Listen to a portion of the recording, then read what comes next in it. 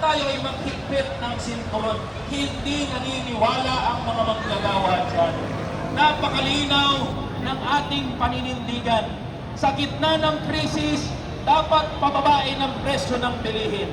Sa gitna ng krisis, dapat itaas ang sahod ng mga manggagawa. Wala nang ibang solusyon kundi gawin yan. Pero ang ating gobyerno ay malinaw na tumitindig sa interes ng mga oligarko at malalaking negosyante. Yun ay sa kadahilanan na ang gobyerno mismo ay binubuo at pinatatakbo ng mga oligarko at malalaking negosyante. Sino ba ang nagpapatakbo ng ating lipunan? Hindi ba mga manggagawa? Sino nagpapatakbo ng mga jeep at ng mga sasakyan? Hindi ba mga manggagawa? Sino nagpapatakbo ng mga kumpanya at ng mga pabrika? Hindi ba mga manggagawa? Sino ang nagpapakain sa ating lipunan? Hindi ba mga manggagawa at magsasaka? Kung gayon, tayo mga kasama, mga manggagawa, mga magsasaka, mga manggagawang bukid, ang siyang nagpapatakbo ng ating lipunan. Kailangan nating maintindihan bawat isa yan na ang ating interes ay interes ng mga manggagawa at ordinaryong Pilipino. Wakasan na natin mga kasama ang panahon kung kailan ang mga manggagawa ay bumubuntot lamang sa away ng mga politiko. Ang krisis na dinaranas ng bawat isa sa atin ay krisis na dinaranas ng lahat ng manggagawa. Hindi yan pumipili ng kulay ninyo sa politika. Hindi yan pumipili kung sino ang binoto niyong presidente. Hindi yan pumipili kung ano ang inyong pampolitikang paninindigan. Ang krisis na dinaranas natin, ang krisis na inaharap ng mga manggagawa ay pantay sa lahat ng ating mga kauri. Ibig sabihin mga kasama, kailangan nating maintindihan na kailangan nating magkaisa batay sa ating interes. Kailangan nating magkaisa para buwagin ang provincial rate. Kailangan nating magkaisa para tanggalin ang VAT at excise tax. Kailangan nating magkaisa para mga maralita ay tuluyang magkaroon ng mga tahanan. Kailangan nating magkaisa para ang mga kagustuhan at interes ng mga manggagawa at ordinaryong Pilipino ay tunay na mapakinggan, tunay na mangyari at tunay na maganap.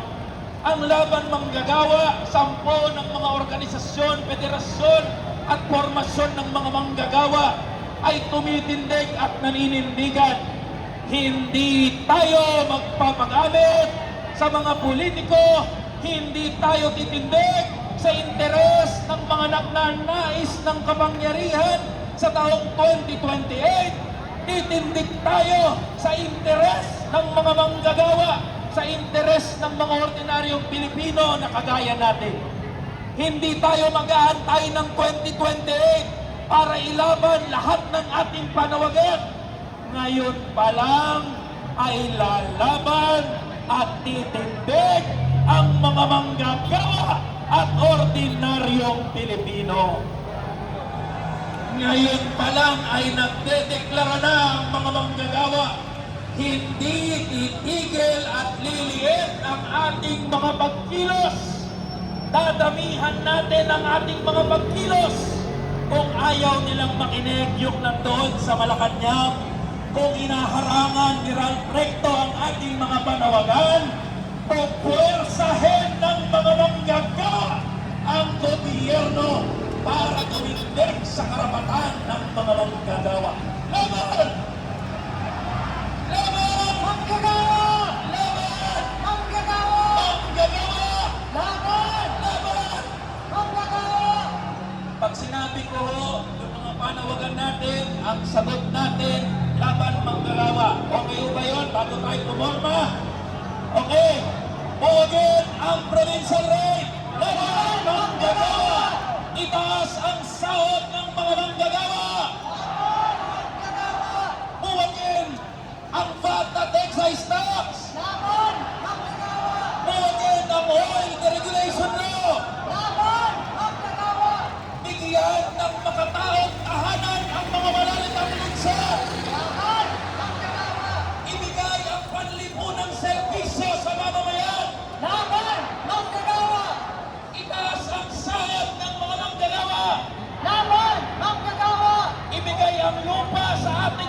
magsasaka. Laban, manggagawa! Suportahan ang mga tsuper at driver. Laban, manggagawa! Usaping pang kapayapaan sa Mindanao. Laban, manggagawa!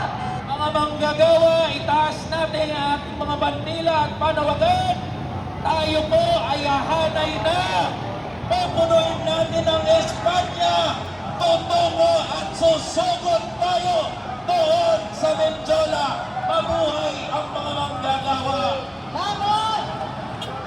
Okay, para po sa kaayusan natin, ito pong truck ay paatras, kaya po yung mga nandito, pwede pong magbigay po sa atin na truck. Mga kasama natin dyan sa gilid, no?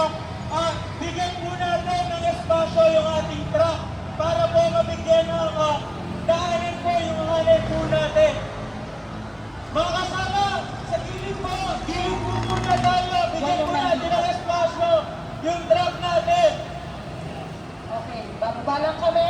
Tapos sa mga leaders na hindi na po napagbigyan namin magsalita, Huwag pong harangan yung daan dito, mga kasama.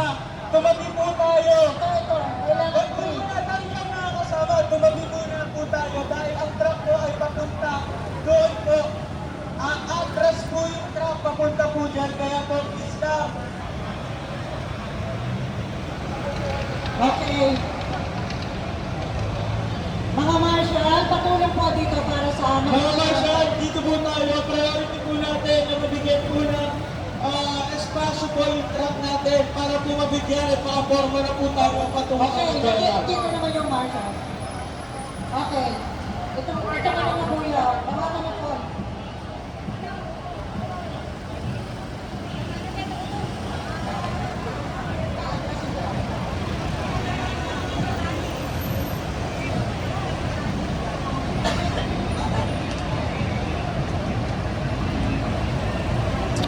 So ito po mga kababayan, no, yung kaganapan dito po sa may Welcome Rotonda dito sa pagitan ng Manila City at Quezon City.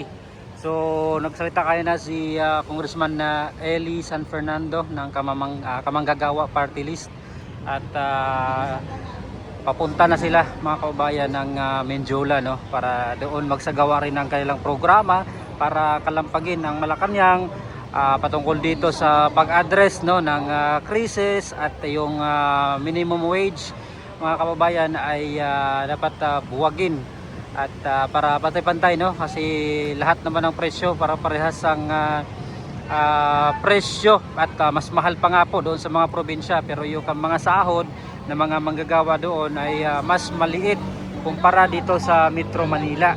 Kaya ito ngayon, sa iba't ibang grupo po ito mga kaubayan, no, itong mga nandirito. Init lang to, manggagawa tayo. Tama.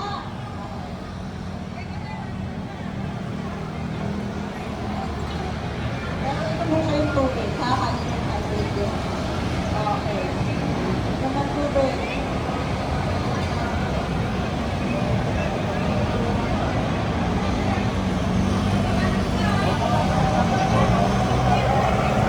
So doon na side mga kababayan, meron din po doong nakaambang, no. Parang mag-join sila pag maglakad na sila papunta doon sa Menjola. At doon kayo na pagdaan natin sa UST, no, marami rin po doong grupo na nakaabang na rin po doon na naghihintay na lang kapag mag-marcha na sila, sasama sila papunta doon sa Menjola. So yun muna ang latest mula dito sa Welcome Rotonda, Quezon City. Mga kababayan, maraming salamat. Abangan nyo po ang ating coverage po dito sa Labor Day Rally dito po sa Manila mga kababayan.